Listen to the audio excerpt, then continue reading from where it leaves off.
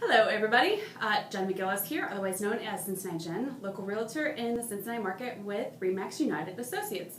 I have a very special guest who's joining me today. This is Yevette Jessen. She works in my office with me and that's actually my manager, and she agreed to partake in our video today. So, hi Yevette. Hi, thank you for having me today. Thanks for joining us. The purpose of today's video is I actually received an email from an agent, well, a soon-to-be agent. He's attending his classes right now to get licensed to become a realtor in the state of Ohio, and he wanted some advice from me. He had a couple questions, so I thought, you know what, a great opportunity to kind of get out there and answer a couple of his questions. So I have almost 6 years in the business.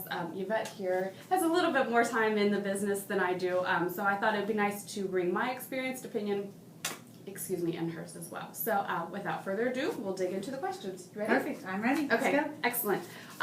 So one of the things that he asked me was, you know, what is the difference looking at it from a part-time job perspective versus a full-time job perspective? So I can see both sides, so I'd love to hear your opinion, and I can jump in if I have any opinions too. Perfect. I haven't seen a realtor that doesn't have an opinion, so good for you. Okay, that's a really good question, and I get that question a lot. Agents will sometimes want to go into our profession part-time because they don't know if they're going to be good at commission sales. Sure. And they're afraid to basically let go of the paycheck that they're currently getting, even if it's not a good paycheck. Yeah, I remember. It's just the stability, Yep. I guess, or the consistency that they are afraid to give up. Right. So here's what I found, and I've done training for 38 years for realtors, and I've done it both ways. I've hired part-time people and said, okay, we're going to train you in the evenings and the weekends, and we're going to get you up and running, you know, just like we would a normal full-time realtor. Right. But here's the reality of it, Jen. There are only so many hours in the day, right? We know. Yeah. So if you work a 40-hour week at your current job, and you want to try out real estate to see if you're going to be any good at it, how likely are you going to leave your 5 o'clock job, go to the office, put on your realtor hat, and prospect for 2 hours at night? Yeah, it's hard. It's just not probably going to happen. No. And then you look at the weekends. Oh, I'm just going to do it on the weekends. Well, that's your free time. You know, what about going to the pool this Saturday? Yeah. It's going to be the only sunny day we have probably all month, right? Probably. Who's going to want to just spend their whole day prospecting on Saturday? So what I found over the years is that as much as people want to gauge what their success will be like if they just start out part-time, it's not a true and accurate assessment of how you can really succeed or not succeed in the business. Does that make sense? It makes perfect sense to me, absolutely. Good. So my experience with picking whether I'm going to work full-time or part-time, I jumped into this and I went full-time right away. I was fortunate enough that I was able to make that decision, and it worked really well for me.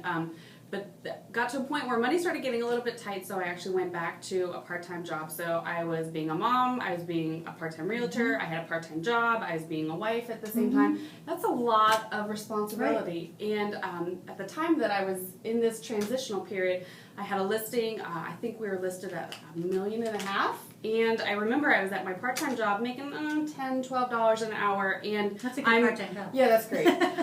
I was skipping calls from potential buyers for this $1.5 million house, and I remember I just had this light bulb moment, like, what am I doing? Why am I like slinging boxes or whatever I was doing for $12 an hour when I'm having $30,000 commission phone calls? And so I remember I just was done at that point. I said, you know what, I'm really willing to take the risk again. I'm willing to go back out there. And I did really well. That sale was fantastic. And once I was able to like really focus my efforts on it, it ended up working out really well. So That's I awesome. agree. It's very difficult to do the part-time, full-time, but I can see all sides of it, why people would want to do it. I agree. No, I totally agree, and I see it both ways. Yep. It's just very hard. Just don't, I guess my point is to wrap that question up is just don't gauge your success on what you can spend a little bit of time doing. Sure. When you know if you did it full-time, it could be a much different outcome. It would be. Sure. For sure. Absolutely. Okay. So that actually leads us into our next question then. Yvette, what would be a typical turnaround time for an agent to expect their first paycheck? You've put all this money into schooling, you've paid all your dues, you've got your insurance in place, your car's nice and clean. Yep. So, Get your new clothes. Yeah, oh yeah, you look good, you got your pin on. Get your badge. Always wear your name badge. What would you think would be an expected typical turnaround time? That's a great question. It is, because I think it's different for every person. Well, okay, yes, but, however, if you jump into this business full-time and you're spending 80% of your time looking for business, right? That's what you should be doing. Yeah. My expectation when I hire someone is that they are what we call on the board within 30 days of the hire. Okay. So that means I want to have someone either at a closing or with a listing or working heavily with a buyer within the first 30 days. Okay. It's funny that you ask, and it's funny that your friend has asked, because when my husband first got licensed, he interviewed around with some different brokerages in town, and he was told to have 1 year of savings in the bank because it was going to take him 1 year to get up and running. Wow. So here's what I'm going to say to anybody that's interviewing brokers or considering, how long it's going to take you to replace your income. Sure. If someone tells you you need 3, 6, 9 months, a year, don't go there. Because in my opinion, they're responsible to get you up and running quickly. Sure. Yeah, right? that makes sense. So my goal, whenever I talk with anybody new, is I want you doing something that makes you money Money making. Yeah. within 30 days. Makes a lot of sense. Yeah. Good That's for my them. goal. I love And it. it works if you focus. Well, you're a great manager. You push people. You don't let them Nicely. sit. You are very nice. You don't let them kind of rest on their haunches, so to speak, and just wait for the business to come. You push them to go and find it. Right. Good. So then they should be Yes, they making do. money ASAP with you. That's right. Okay, perfect. Great answer. All right, next one. And that leads back into this question as well. So this young man asked, what are some of the things that you, as a new agent, should look for in a successful brokerage?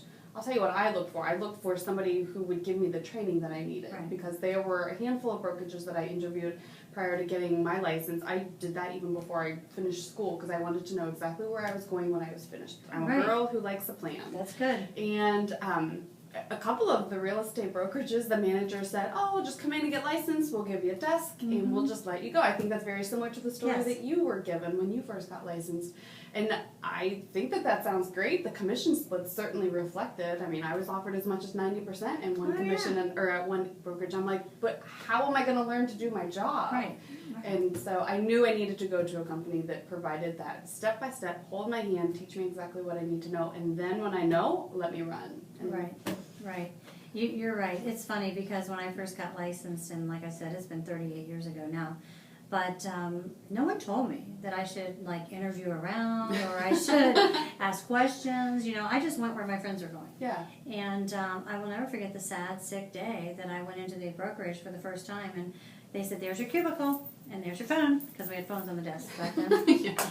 And I'm like, okay. And I sat down, and my broker walked past me. He goes, okay, go get a listing. And I was like, How do you do that? okay, alrighty then. So I looked around. I started watching everybody in the office because that was back in the day when everybody worked in the office Sure. more than they do now. And everybody was busy. They were on the phone. They were making copies. They were running around. I had nothing to do. I didn't even know what to do. Right. So I recall vividly calling my mother and going, hey, how are you? What's going on? And she's like, you're supposed to be at work. And I'm like, I am, but I don't know what I'm doing. I'm busy on the phone. So, because I heard you had to get on the phone to make money, right? So that was kind of a joke. But, so what I decided that day is that if I ever went into management as from a salesperson, I would never let someone have that feeling that I had that day. Overwhelmed. Yeah, exactly. So here's what I say look for in a brokerage, and it's really funny. First of all, when you go on an interview, be leery of the company that when you walk into the front door, they decide they want to hire you right then. Because here's the deal. Typically, if you can fog a mirror and you are dressed professionally and you are somewhat articulate, it's a numbers game for most brokerages, right? So they'll say, oh, we'll take you, we'll bring you in, and we'll hire you, and sign up today. Yeah. And I would say be leery of those kind of brokerages, and they're out there. Mm-hmm. But it should be an interview. You should be interviewed. Yes. This is a job. Yes. It's not like you walk into a brokerage and go, who wants me? Right. And that's exactly what happens. So I think that you need to fit well with the manager that you're going to be working with, I agree because with that. that's who you're going to go to every day. And I also think that you have to understand their marketing. You have to understand how they relate to their clients. Mm-hmm. You have to ask a lot of questions as far as how are you going to get me up and running and keep me there. Yeah.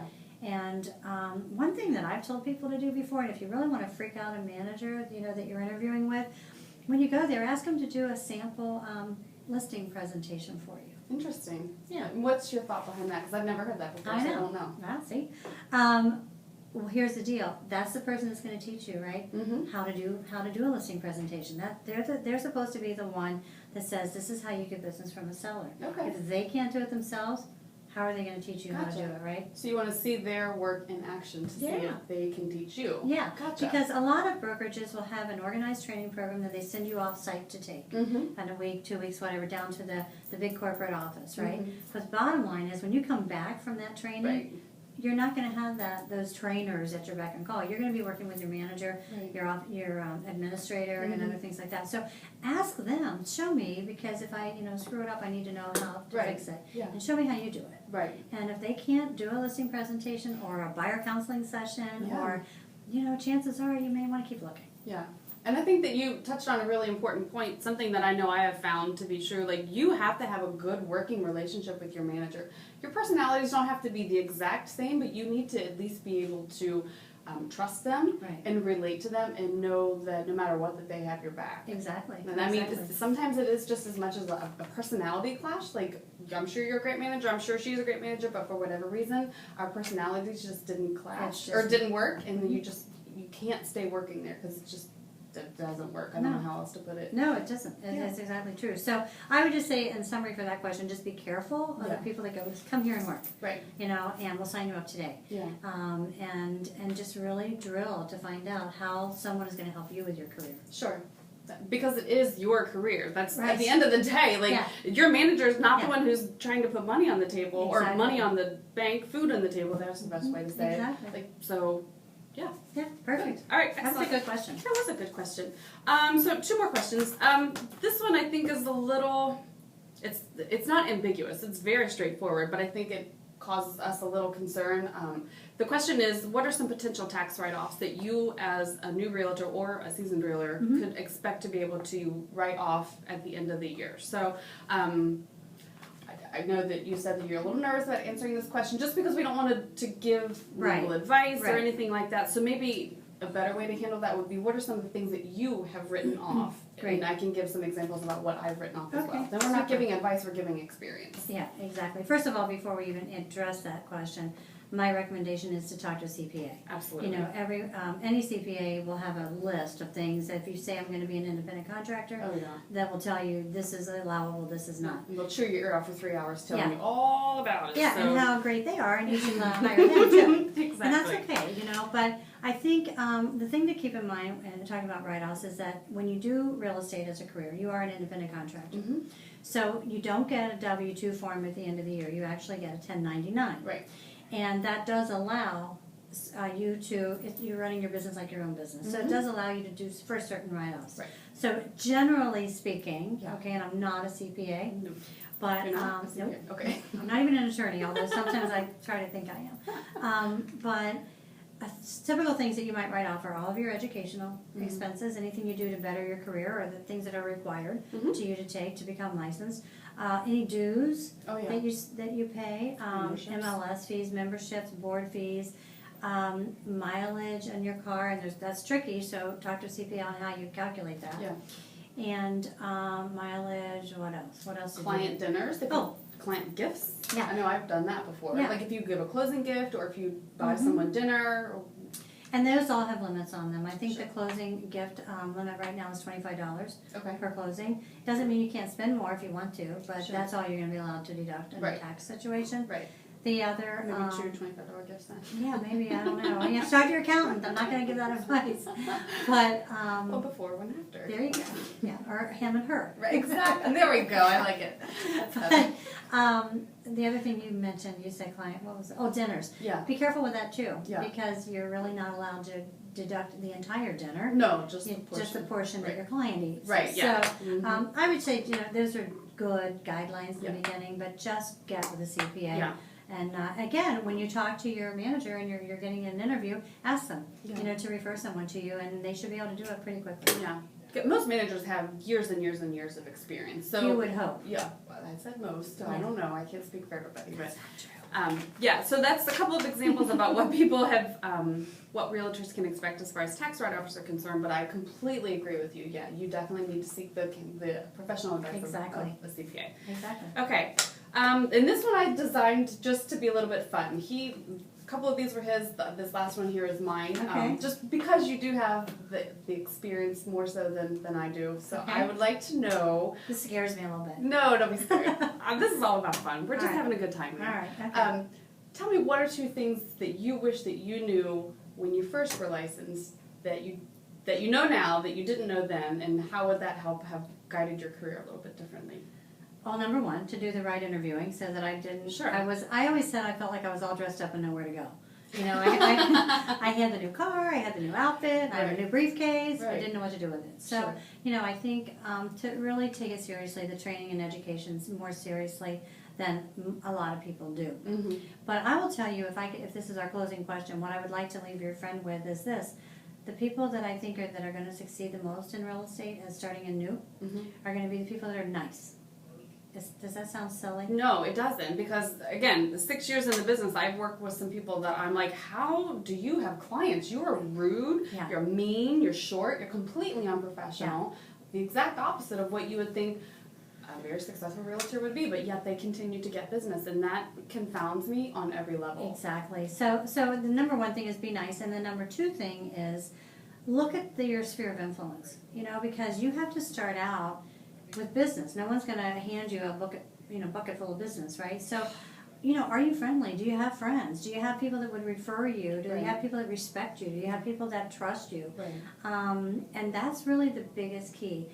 The thing that I hate to hear realtors say when I interview and I say, why do you want to get in the business? And they go, oh, because I love houses. I'm like, yeah, well, okay, keep watching HGTV, but that's not going to work here. You know, you need to love people. Yes. And you need to, really care about the person that you're working with. Those are the people that make it big. The other thing that I wish I had known before that I know now is not to stress so much. You know, you're not perfect, and I'm still working through that. Cause I know. That's why I just made the face like, how do you not do that? Well, you don't have to know everything. You know. This is true. But as long as you're trustworthy and your clients know you're doing the very best you can, and you really are, Yeah. and you're putting their needs ahead of your own, Sure. be honest. I don't know everything. I don't know that answer. Let me get an answer back to you. So, you know, don't worry that you don't know enough to get busy. So I say the training is number one, big. Be nice and just go do it. Don't be afraid. Don't be afraid. Oh. But I think that's just, if you don't have the right training though, you feel like you're just kind of like walking out into the great unknown. But that's why it's good to have a manager in your corner who can kind of hold your hand and make sure you don't screw up and get in real estate trouble. You're going to screw up, and that's just, we all do, and that's how you learn. But as long as you don't screw up by committing fraud or something that's unethical, we can fix the rest. Yeah, you know? for sure. So yeah, Excellent. but it's a great career, and you know, I would tell your friend, gosh, you know what? If you're in school, there had to be a reason why you're doing it. So I would say reevaluate yourself. What is it that you want out of the business, and go for it. It's an awesome business. I think it's a lot of fun. Yeah, it is. Tons of fun. Thank you so much. You're welcome. Well, thanks everybody. We really appreciate Yevette and I that you paid attention, that you listened today. If you